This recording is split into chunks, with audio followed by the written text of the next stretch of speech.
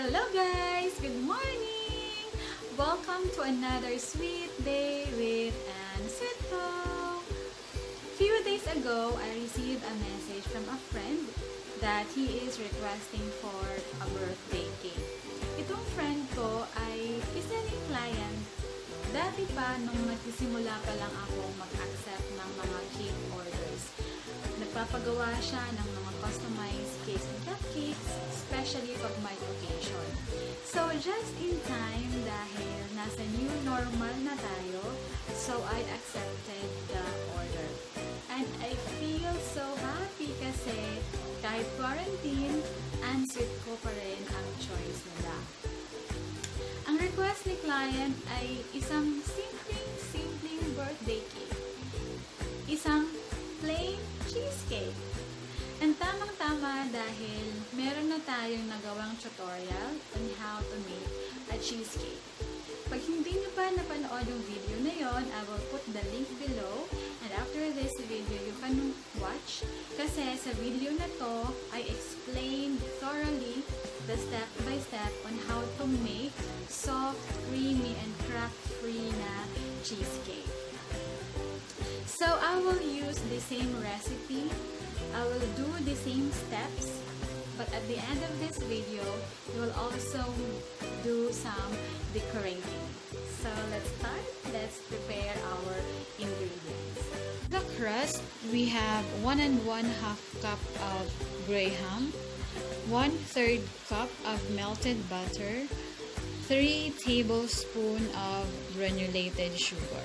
For the filling, we have 2 packs of Philadelphia cream cheese, 3/4 cup of granulated sugar, 4 whole eggs, and 1 teaspoon of vanilla extract. We also need rubber spatula, spring form pan, and foil.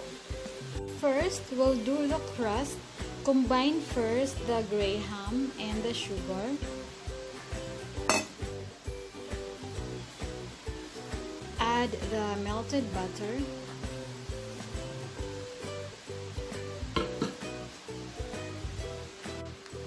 To check pag okay na siya, kailangan lang mag-hold siya ng shape. Ayan, pwede na. Ngayon, ilalagay na natin sa spring form pan.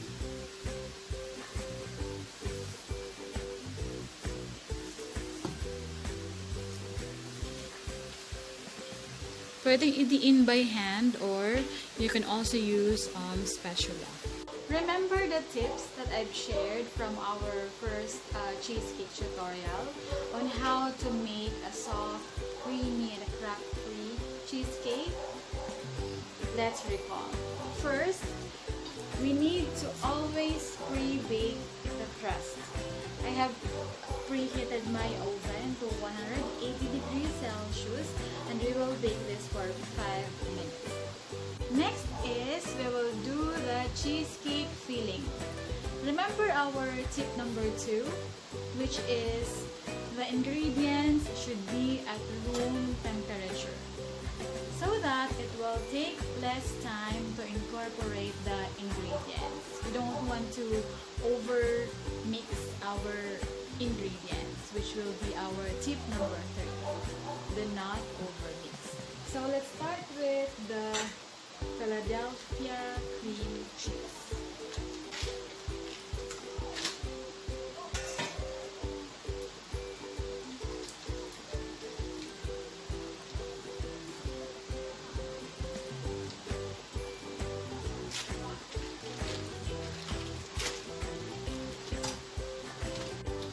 Using the paddle attachment, let's beat the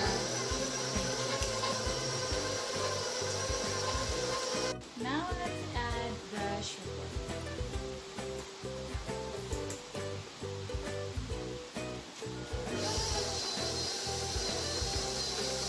And don't forget to scrape.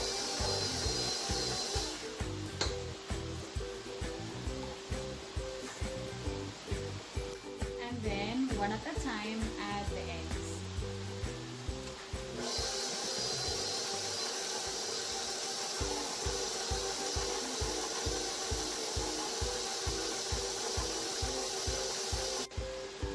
let's add the vanilla extract.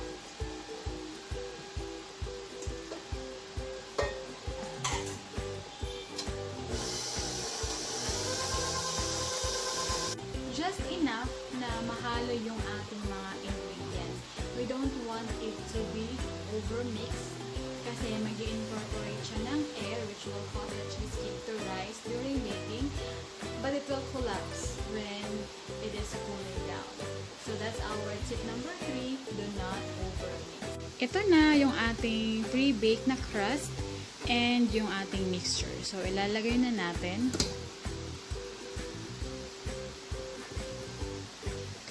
Our tip number 4, bake in a bain-marie. So, lalagyan natin ng water ang sheet pan. And then, nasasalang natin for 55 minutes at 150 degrees Celsius.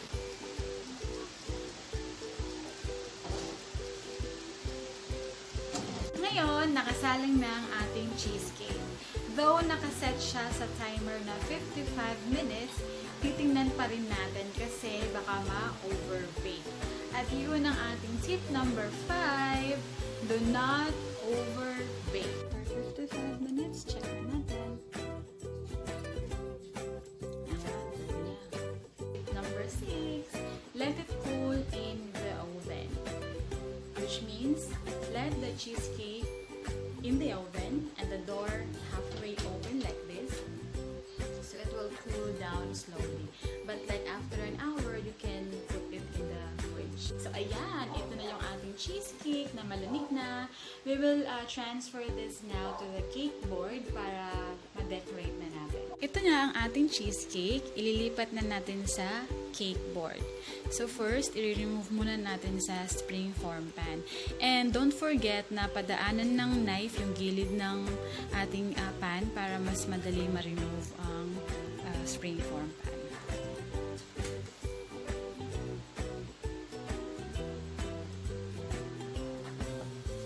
Yan. Pag ililipat siya sa cake board, always remember to put a dot at the center para kapitan ng ating cheesecake. Transfer, gagamit tayo ng dalawang offset spatula para i-lift yung ating cheesecake. Dahan-dahan. Kailangan may support.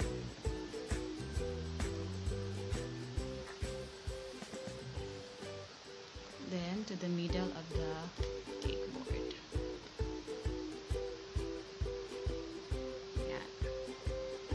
Ngayon, meron akong buttercream. Lalagyan lang natin yung gilid ng rosette para meron siyang border.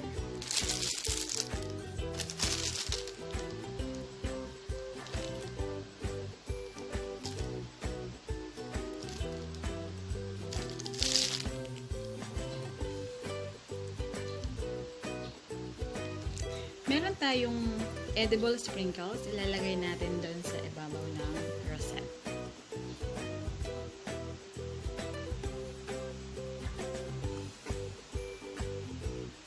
Now, meron tayong red fondant and then we have here letter cutters. Gagawa tayo ng dedication which is Happy Birthday Kate. Yun yung ating celebrant. So, this one, fondant, i-roll natin. So, pag na-roll na yung fondant, magkakat na tayo ng letters. Lalagyan ko siya ng cornstarch para hindi siya dumikit.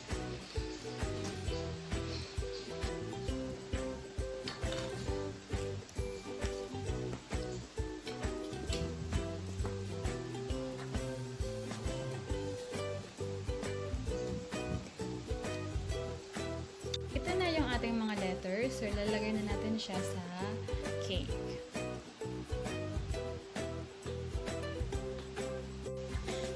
So, we will start at the middle. Meron din akong prepare na water and brush to stick the fondant letters dun sa ating cake board.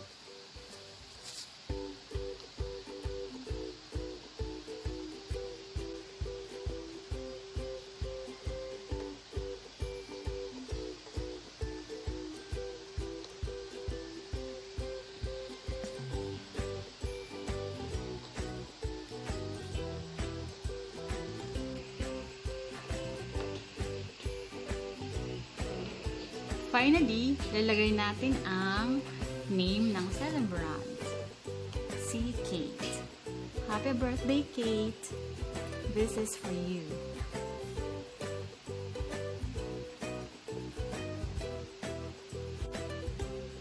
Yan. Happy birthday, Kate. Perfect. Meron din tayong red candle para later ilalagay nila sa gitna ng cake. Natin. Kasi for pick up na siya.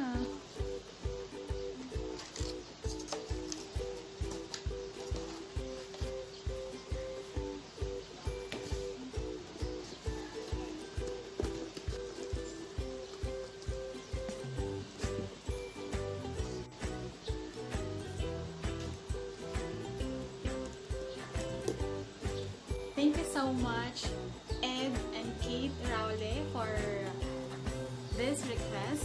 And sana magustuhan mo. Happy birthday, Kate. And thank you for always supporting my craft. See you in my next sweet video. Don't forget to like, share, and subscribe. Thank you for watching.